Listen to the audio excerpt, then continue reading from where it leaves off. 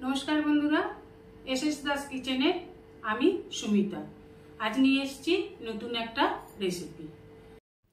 आजके रेसिपि माछेर माथा दिए पालং शाकेर घंट। এই পালং শাকের ঘন্টতে শুধু যে পালং শাক দিয়েছি তাই না, এতে আছে কপি পাতা মূলো পাতা। কপি পাতা মূলো পাতা দিয়ে পালং শাকের ঘন্ট করে খেতে খুবই ভালো লাগে। এখানে নিয়ে নিয়েছি আমি 2 আঁটি পালং শাক। পালং শাকটাকে ভালো করে ধুয়ে ছোট করে কেটে নেব। ওভেনে কড়া বসিয়ে দিয়ে দেব সাদা তেল। তেলটা গরম হয়ে গেলে মাছের মাথা দুটোকে ভালো করে ভেজে নেব। এখানে বলে রাখি আপনারা রুই বা কাতলা মাছের মাথা দিয়েও করতে পারেন। আমি এখানে সিলভার কাপ মাছের মাথা দিয়ে করলাম। নিয়ে নিচ্ছি 2টো আলু, 2টো মূলো কেটে, সিম আর বেগুন। এই আনাজগুলো দিয়েই আমি ঘন্টটা করব। মাছের মাথাগুলোকে বেশ একটু লাল লাল করে ভেজে তুলে নেব। মাছের মাথাগুলোকে তুলে নিলাম। এই তেলে দিয়ে দেব ফোড়ন, তেজপাতা, জিরে আর আপনারা শুকনো লঙ্কা দিতে পারেন। আমি কাঁচা লঙ্কাটা একটু চিড়ে দিয়ে দিলাম। ফোড়নটা 1 সেকেন্ডের জন্য একটু ভালো করে ভেজে নিয়ে দিয়ে দেব কেটে রাখা আলুগুলোকে। আলুগুলো একটু বড় বড় করে কেটে নিয়েছি, না হলে খুব তাড়াতাড়ি গলে যায়। দিয়ে দেব বাকি আনাজগুলোকে আমি ধুয়ে রেখেছিলাম, যেগুলো আপনাদের দেখিয়েছি সেই আনাজগুলোই এখানে দিয়ে দিলাম। আনাজগুলোকে খুব ভালোভাবে কষে নেব যাতে খুব তাড়াতাড়ি সিদ্ধ হয়ে যায়। দিয়ে দেব পরিমাণ মতন লবণ। লবণ দিয়ে দিলেই আনাজ থেকে জল রিলিজ হয়ে খুব তাড়াতাড়ি সিদ্ধ হয়ে যাবে। ভালোভাবে লবণের সাথে আনাজগুলোকে মিশিয়ে ভালোভাবে কষে নেব। এইভাবে একটু নাড়াচাড়া করে দিয়ে দেব ঢাকা। 2-3 মিনিট ঢাকা দিয়ে রাখলে আনাজ থেকে জল রিলিজ হয়ে আনাজগুলো সিদ্ধ হয়ে যাবে।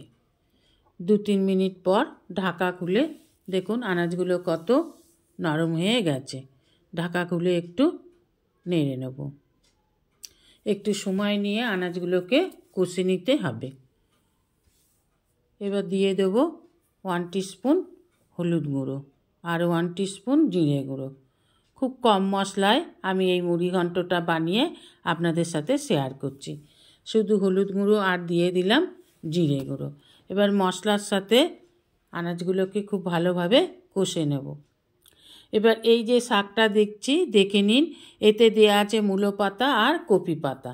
এখানে মূলো পাতা আর কপি পাতাগুলোকে যেগুলো কচি সেগুলোকে ভালো করে ধুয়ে আমি কেটে নিয়েছি। মূলো পাতা আর কপি পাতা সিদ্ধ হতে একটু সময় লাগে, তাই প্রথমে আনাজের সাথে মূলো পাতা আর কপি পাতা দিয়ে ভালোভাবে একটু মিশিয়ে নিলাম। এবার দিয়ে দেব দেখুন পালং শাক। পালং শাক খুব নরম, অল্পতে সময়তেই সিদ্ধ হয়ে যায়, তাই এবার দিয়ে দিলাম পালং শাক।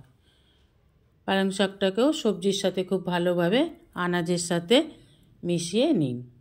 দেখুন এইভাবে মিশিয়ে নিলাম। এবার দিয়ে দেবো ভেজে রাখা মাছের মাথা দুটোকে।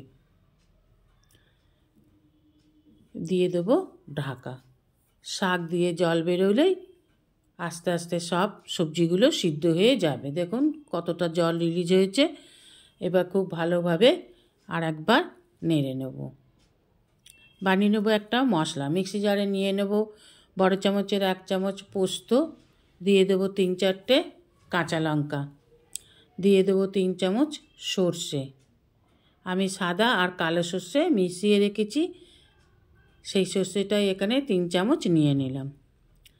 আর দিয়ে দেবো সাদা তিল। সাদা তিল খাওয়া খুব ভালো, তাই যে কোনো মশলার সাথে একটু সাদা তিল খাওয়া যেতেই পারে। বিশেষ করে সর্ষে আর পোস্তর রেসিপি বানালে অবশ্যই 1 চামচ সাদা তিল দিয়ে দিতে পারেন। দিয়ে দিলাম সাদা তিল। সাদা তিল খেলে মেদ ঝরে। এবার বেটে রাখা মশলাটা দিয়ে দেব।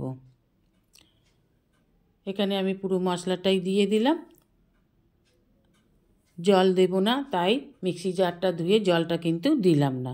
শুধু মশলাটা দিয়ে ভালোভাবে সমস্ত উপকরণের সাথে মশলাটা মিশিয়ে নিলাম। এখানে বলে রাখি, যেসব বন্ধুরা আমার চ্যানেলটিকে সাবস্ক্রাইব করে আমার পরিবারের সদস্য হয়েছে তাদের অসংখ্য অসংখ্য ধন্যবাদ। যারা এখনও আমার চ্যানেলটিকে সাবস্ক্রাইব করে আমার পরিবারের সদস্য হননি তাদের কাছে অনুরোধ রইল আমার চ্যানেলটিকে সাবস্ক্রাইব করে আমার পরিবারের সদস্য হওয়ার জন্য।